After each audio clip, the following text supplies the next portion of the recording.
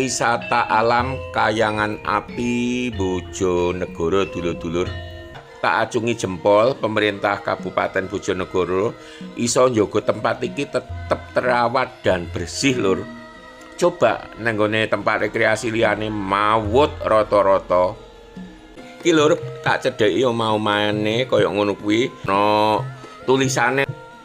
Terus ana panggonan Eyang Kriyokusumo nggo kerja waktu nggawe peralatan pertanian lan senjata semacam keris.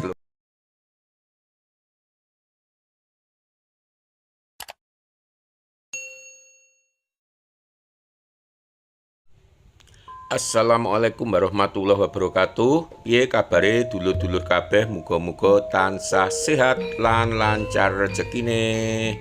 Iki aku nenggone gerbang kawasan wisata alam Kayangan Api Bojonegoro dulur-dulur. Tepate lokasine neng Desa Sendangharjo, Kecamatan Ngasem, Kabupaten Bojonegoro. Yen saka Kediri, saka panggonanku iki jarake 90 km lebih lur. Sekitar 95 km. Perjalanan sekitar 2 sampai 2,5 jam.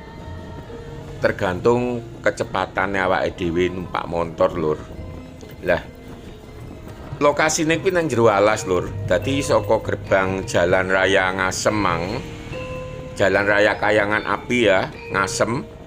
Awake dhewe masuk ya nggak sampai 1 kilo lur, hampir 1 kilometer lagi teko lokasi.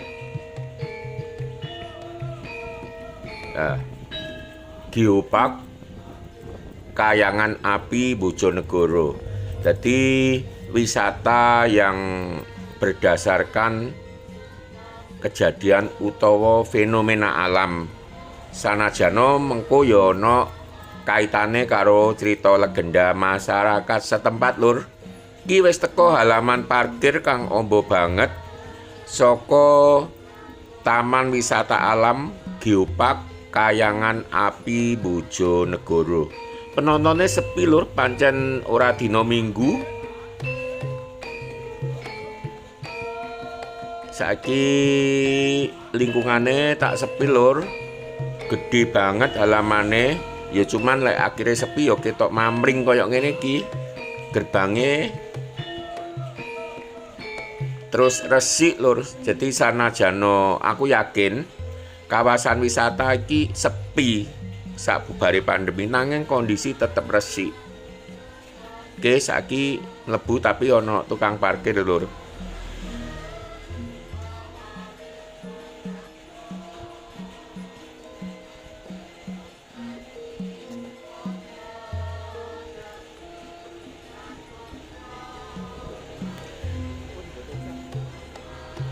Oke lur, iki mau tikete mlebu 7,5, jauh luwih murah timbang neng Kediri, rata-rata 15.000. Padahal sing ditawarkan luwih-luwih. Iki aku mlebu neng gone halaman bagian jero lur. Terus ana papan-papan petunjuk iso diwaca musola, terus nggone kulineran, terus ana nggone pertapan barang lho. Engko disepil siji-siji sanajana mungkin ya singkat-singkat lur. Lah ketok kuwi objek utamane lur. Watu numpuk terus ana genine kelilap-kelilap disawang saka kene ketok lur. Hawane panas sih wis sampai krasa jarak 5 meter. Ki batu peresmiane Kapolres Bojonegoro, Bupati Bojonegoro tahun 2019. Setahun sadurunge pandemi, bayangno lur, dibangun koyo ngene lan setahun kemudian harus tutup karena pandemi. Ya opo. Tapi alhamdulillah tak acungi jempol pemerintah Kabupaten Bojonegoro iso njogo tempat iki tetep terawat dan bersih lur. Coba nenggone tempat rekreasi liyane mawut rata-rata. Wes aku pokoknya kagum karo Kabupaten Bojonegoro. Piye dulur-dulur warga Bojonegoro, para kanca-kanca sing pengen urun rembug, monggo. Terus kanggo dulur-dulur sing durung subscribe, monggo enggal subscribe lur. Ki tak sepile nggone ombo banget, terus dikelilingi alas lur, alas jati perhutani KBH Bojonegoro. Ketok lur genine dadi awake dhewe yen awan iku gak pati jelas. Ning awake dhewe iso njikuk spot sing pas latar belakang gelap lur. Kuwi genine bakal ketok kaya ngarep iki. Dadi ki ngisore watu-watu lah infone lan menurut pemahamanku secara fisika iku memang gas alam sebagian metana lur yen tak delok saka ambune. Gas yang mudah terbakar, dadi kena api titik ngono ki wis nyala. Amarga gase metu terus saka bumi ya nyalane tidak akan padam. Fenomena koyo ngene iki akeh banget nang Indonesia, cuma sing tak acungi jempol nang Bojonegoro betul-betul fasilitase wow. Ki toilete lur tak pikiri bangker lho, ternyata toilet. Sanajono sepi, kebersihan tetap dijaga lur. So didelok dhewe lan gak mambu. Lah ngarep iki food court utawa pusat kuliner lur. Ya sepi, pancen pengunjunge sepi, paling saka warung sekitar 5 apa 6 kae nek ngarep. Sing buka siji kuwe ya rada malu-malu.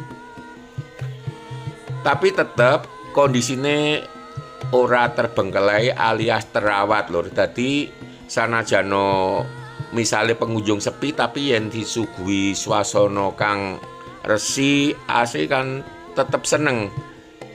Tumrap warga Bojonegoro yo iso mbanggake ati lur. Terus sisih kiwa kuwi ana museum keris. Lah aku sempat mikir ya ana apa kok dadak ana apa monumen keris maksudku. Ternyata sakwise tak golek info nang nggone tulis-tulisan iku ana hubungane karo legenda Eyang Kriya.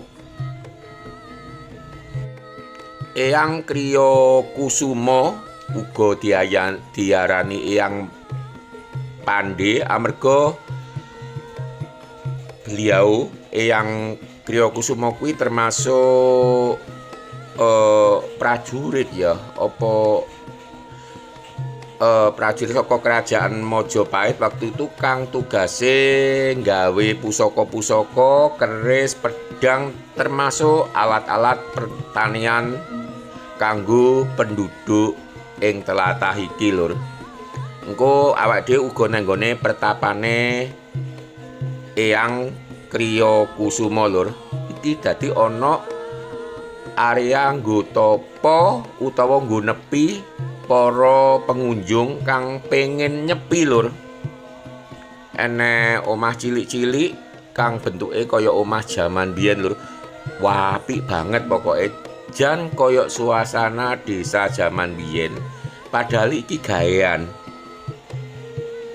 Lagi tempat semedi Eyang Kriya Kusuma ya medhi wae kayune anyar lho. Mungkin lokasine nang kene iki.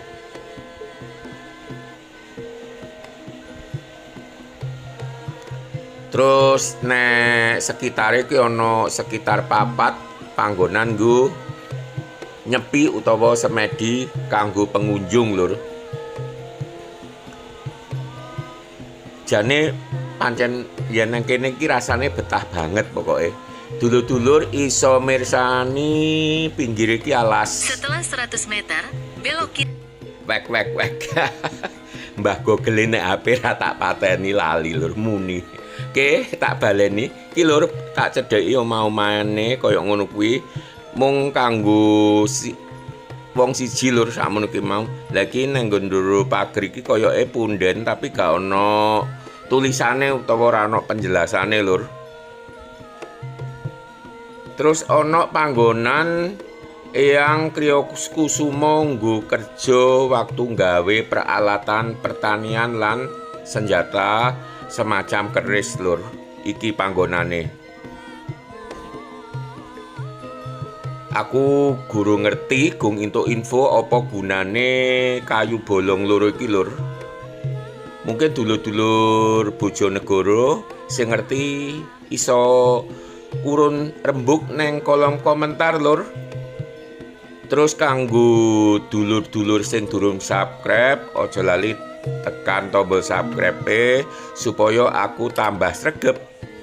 Oke, wassalam.